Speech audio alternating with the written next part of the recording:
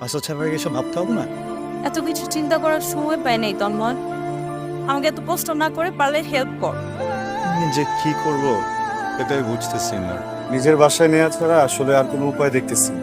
হুট করে তো তোকে আমি বাসায়ও নিতে হবে, কি যে বিপদ। তো এখন আমি কি করতে পারি? আশ্রয় দিতে পারিস 2-3 দিনের জন্য। দোস্ত প্লিজ, আমি অনেক আশা নিয়ে এসছি, ফিরে আসনি। ঠিক আছে। হ্যালো, কি করিস? বসে আছি। খাইছিস রাতে? পেটে পানি খাইছি। পেট ভরে পানি খাইছিস? আম্মা বিতির জন্য খাবার পাঠাইছিল। খাও।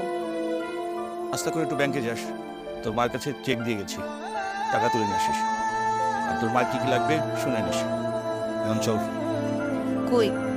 বাড়ি থেকে তো অনেক কিছু নিয়ে আসছিস তো, এই জন্য এখন টুকটাক কেনাকাটা করতে হবে।